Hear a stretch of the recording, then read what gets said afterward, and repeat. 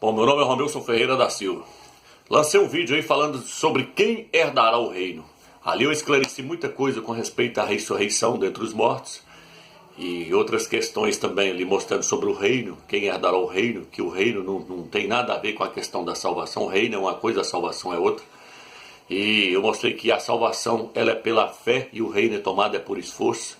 E nesse vídeo agora eu quero estar falando sobre a salvação, porque eu tenho visto que os líderes têm ensinado muito erroneamente essa questão para os seus membros.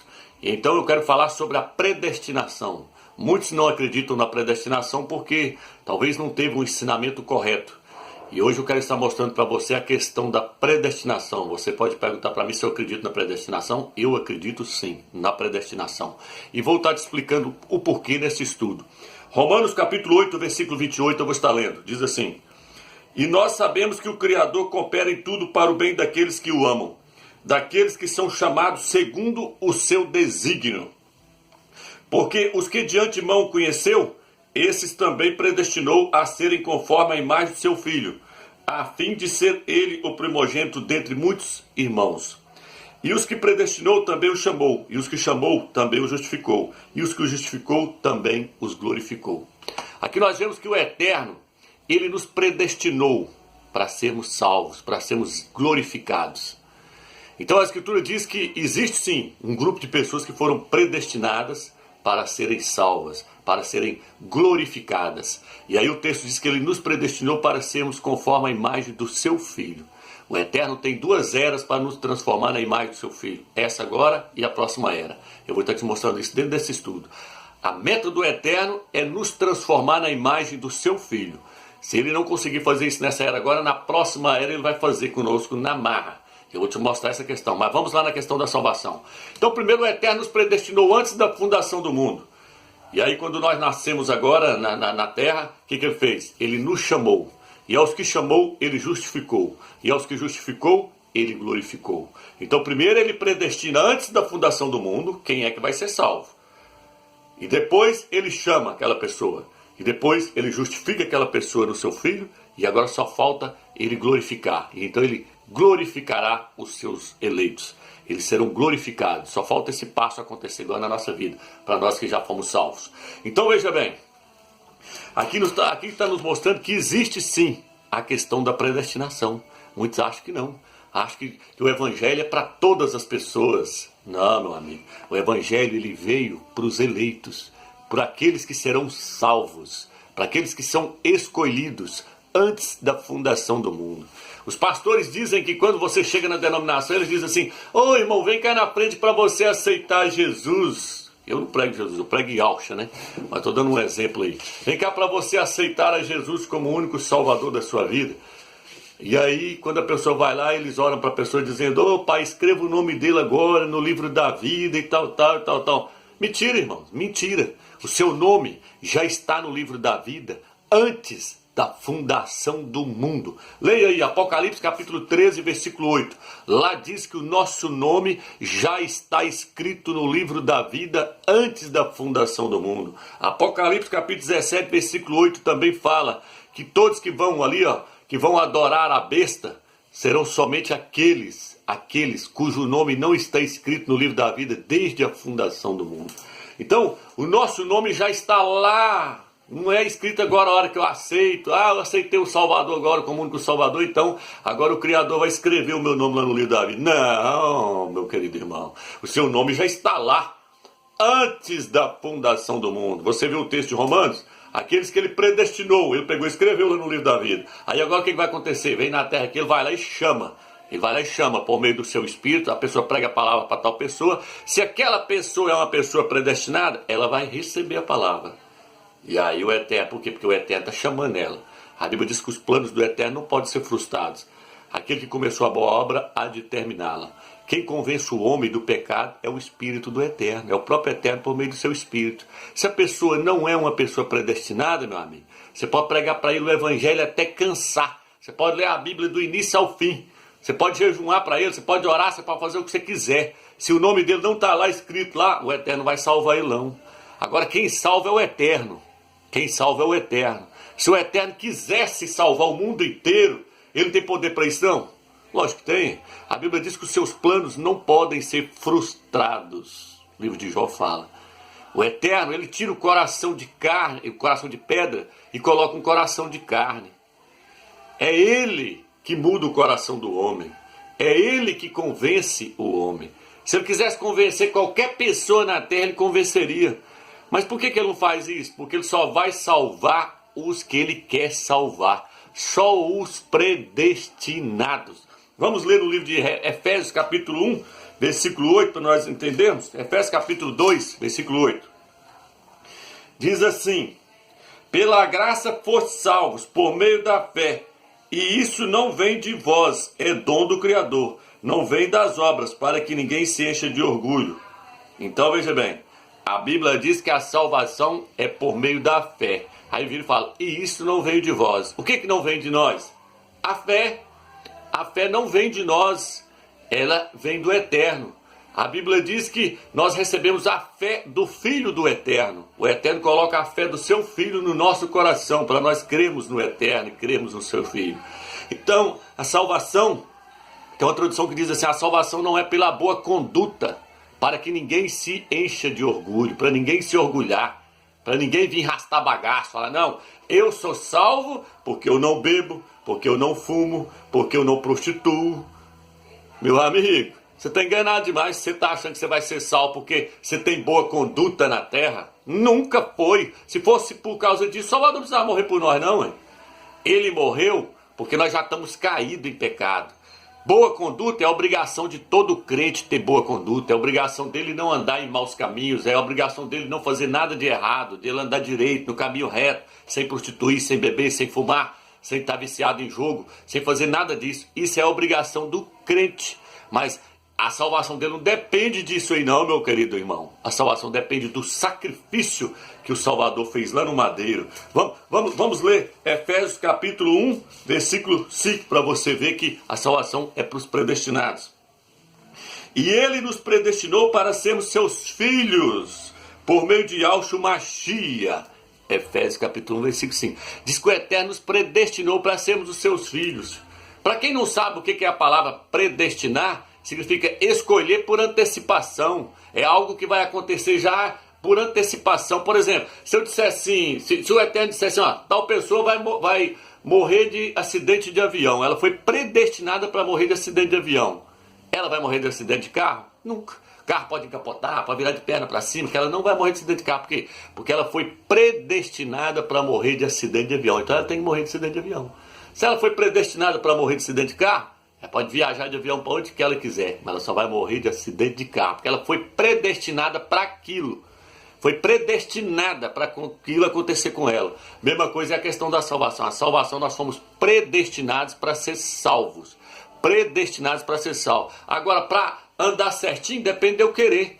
Eu tenho livre-arbítrio para escolher fazer o bem ou mal, para escolher fazer o que é certo ou o que é errado. Mas eu não tenho livre-arbítrio para poder escolher se eu quero ser salvo ou não.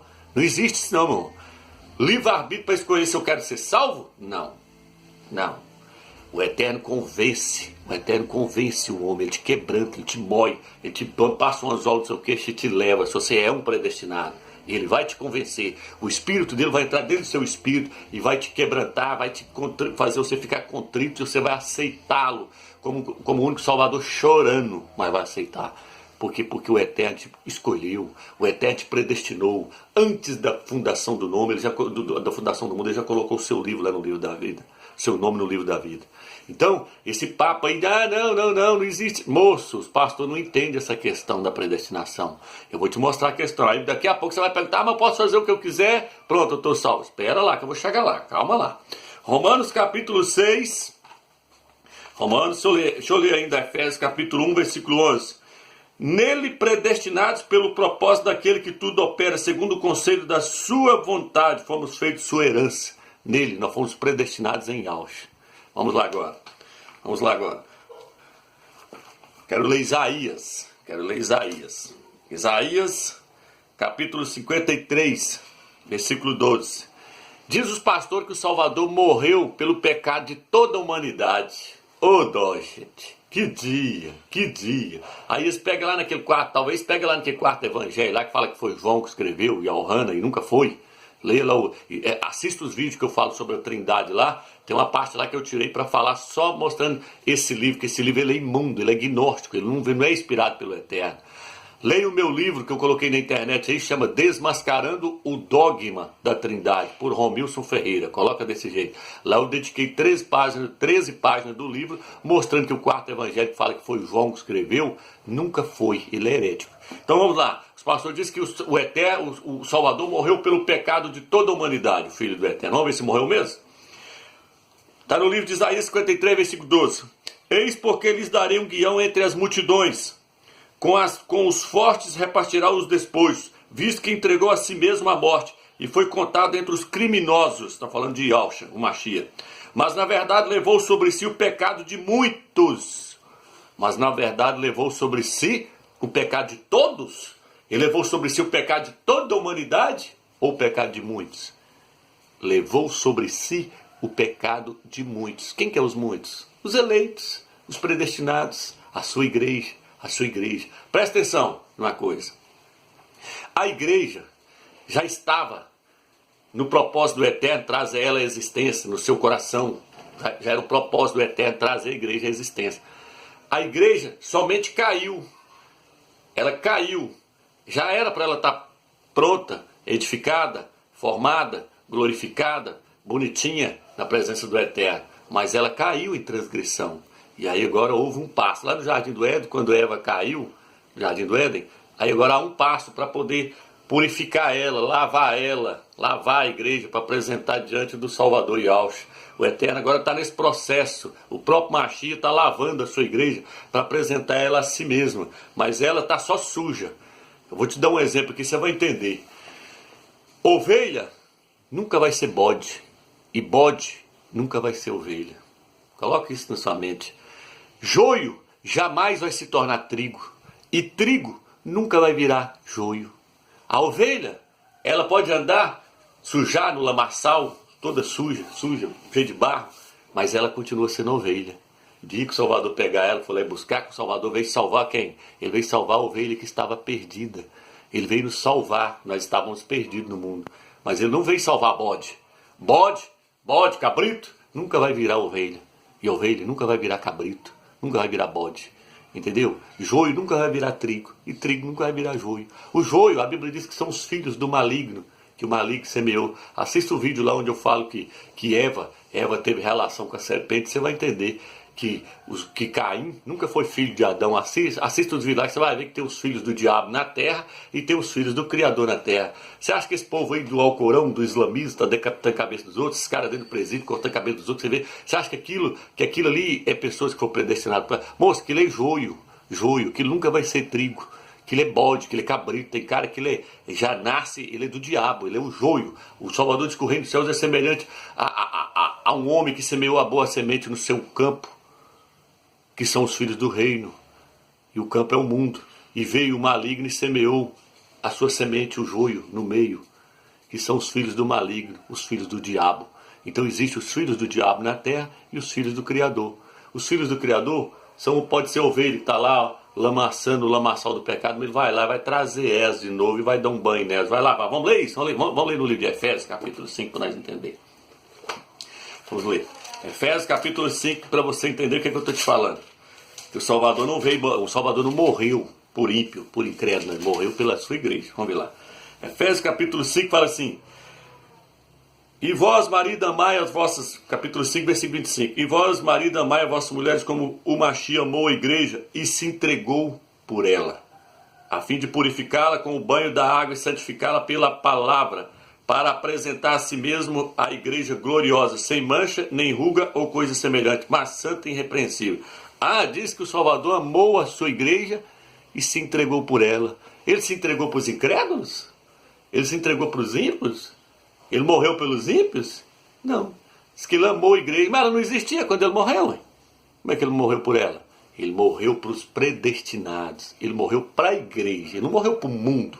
Ele não morreu para o mundo, para os incrédulos. Ele morreu para os seus. Igual no livro de Isaías. Ele levou sobre si o pecado de muitos. e não de todos. No livro de Marcos, o que está escrito no livro de Marcos 4, versículo 26? Vamos ler aqui. Vou estar lendo aqui, ó. Marcos 4, versículo 12, aliás. A fim de que por mais que olhem, não vejam, por mais que escutem, não entendam, para que não se convertam e não sejam perdoados. Está entendendo? Você pode pregar para uma pessoa, se ela não é escolhida, ela vai ouvir, mas não vai entender. Para quê? Para que não seja perdoado os seus pecados, para que ela não seja salva, porque ela não faz parte do rebanho do Criador, ela não faz parte dos eleitos. Então, meu amigo, uma vez salvo, salvo para sempre. Essa doutrina é correta? É, ela é correta. Agora, nós estamos num processo, quando a Bíblia diz, eu já falei isso no outro vídeo meu, quando a Bíblia diz assim, ó, nós fomos salvos, nós seremos salvos, nós fomos salvos, nós estamos sendo salvos e nós seremos salvos. O que o Eterno está mostrando com isso? 3 partes. Nós que fomos salvos, nós que estamos sendo salvos, nós que seremos salvos. Nós que fomos salvos, ele está falando do nosso espírito já foi salvo. O Salvador morreu por nós, o nosso espírito já está salvo. E aquele que começou a boa obra, a Bíblia diz que há de terminar. Ele começou pelo espírito, vai chegar no corpo, a salvação vai terminar no corpo. Então nós que fomos salvos no espírito, nós que estamos sendo salvos na alma, e nós que seremos salvos no corpo. A nossa alma está no processo de salvação. A nossa alma está, por isso que ele falou aqui, que ele morreu para poder lavar a igreja, morreu pela igreja para poder lavá-la, purificá-la com a água, para apresentar ela a si mesmo. Uma igreja gloriosa, sem mancha, sem pecado. Aí você me diz assim, então, Romilson, uma vez que